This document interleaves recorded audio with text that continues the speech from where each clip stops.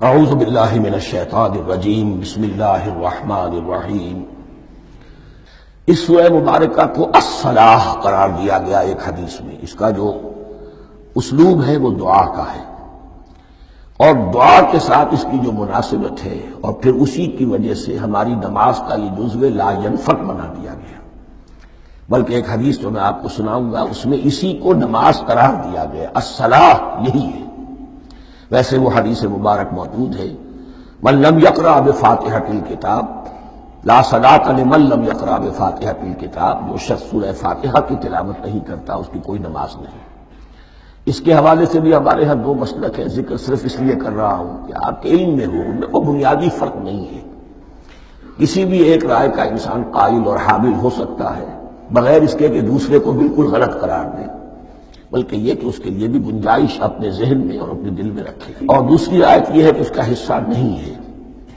اسی اعتبار سے یہ کہ یہ سورہ مبارکہ نماز میں پڑھی جانی ضروری ہے، لا صلاۃ لمن لم یقرأ بفاتحۃ الکتاب۔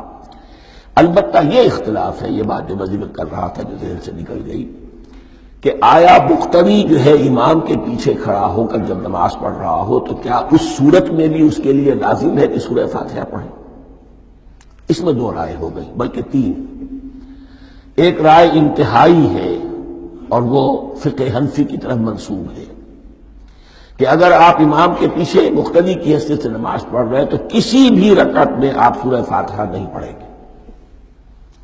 ایک دوسری بالکل برعکس رائے ہے، وہ امام شافعی رحمۃ اللہ علیہ کی ہے کہ ہر حالت میں چاہے امام جہری رکعت پڑھا رہا ہو جس میں وہ بلند آواز سے سورہ فاتحہ پڑھ رہا ہو، اور چاہے وہ سری رکعت ہو، ہر حالت میں مقتدی کو بھی پڑھنی ہے۔ ایک تیسری رائے بین بین ہے، وہ امام مالک کی ہے رحمۃ اللہ علیہ، کہ جو سری رکعت ہے جس میں کہ امام بھی خاموشی سے پڑھ رہا ہے مقتدیوں کو بھی پڑھنی چاہیے۔ جو جہری رکعت ہے جس میں کہ امام بلند آواز سے پڑھ رہا ہے اس میں مقتدیوں کو خاموش رہ کر پوری توجہ جو ہے سننے پر صرف کر دینی چاہیے۔ اذا قرئ القرآن فاستمعوا له وانصتوا، جب قرآن پڑھا جا رہا ہو تو پوری توجہ اس کے پڑھنے پر مرکوز کر دو اور خود خاموش رہو۔ میرے اپنی رائے میں یہ تیسری رائے سب سے زیادہ صائب ہے، اور اس میں کسی طرح کی بھی کوئی پیچیدگی پیدا نہیں ہوتی۔ بہرحال اس سورہ مبارکہ کا جو اسلوب ہے میں نے عرض کیا دعائیہ ہے، البتہ قرآن مجید کے علم اور حکمت کے اعتبار سے، اس کے فلسفے کے اعتبار سے ایک بات سمجھ لینی چاہیے۔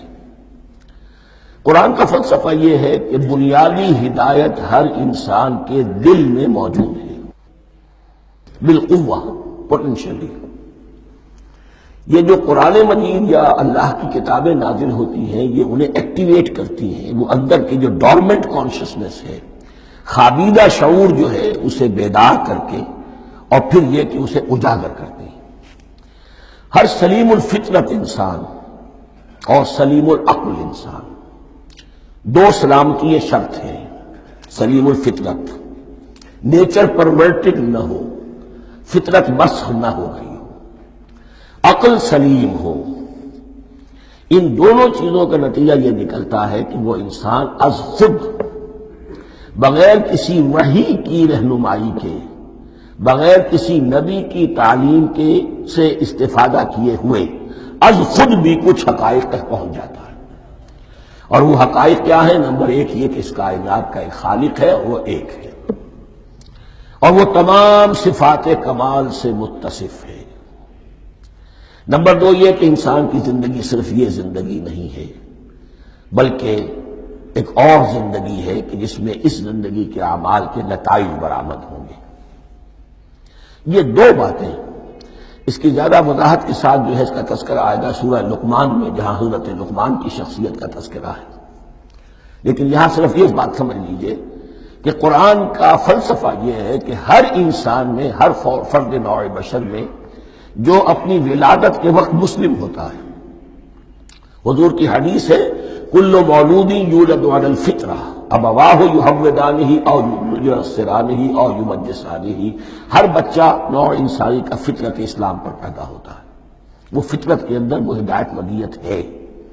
اب اگر وہ فطرت بس نہیں ہوئی اور عقل جو ہے وہ صحیح رخ پر کام کر رہی ہے تو ان دو حقائق تک وہ انسان خود پہنچ جائے گا. لیکن ان دونوں حقائق تک پہنچنے کے بعد اب وہ دست بستہ دعا کرے گا کہ اے رب اب مزید ہدایت تو مجھے عطا فرما. اس لیے کہ میں کیا کروں کیا نہ کروں، میری عقل اس میں ٹھوکر کھا سکتی ہے. میں کسی اچھی چیز کو بری سمجھ سکتا ہوں، کسی بری کو اچھی سمجھ سکتا ہوں. تو مجھے صحیح راستہ، صحیح راہ ہدایت پر چلا.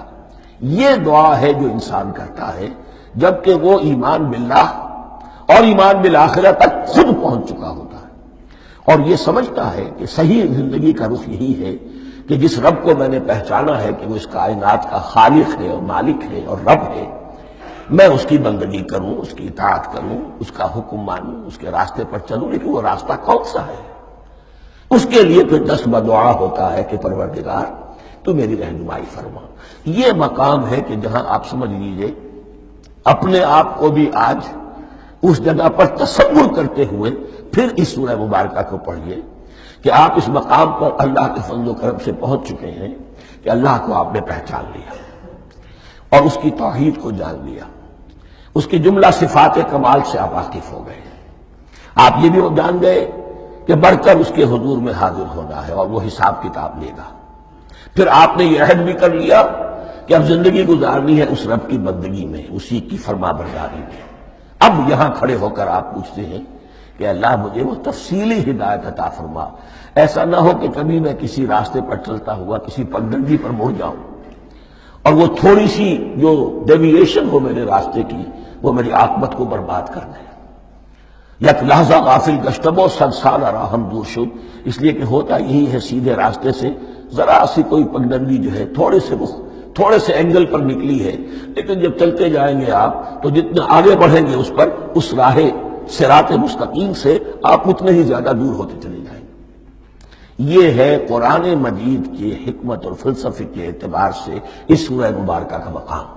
صدق اللہ العظیم.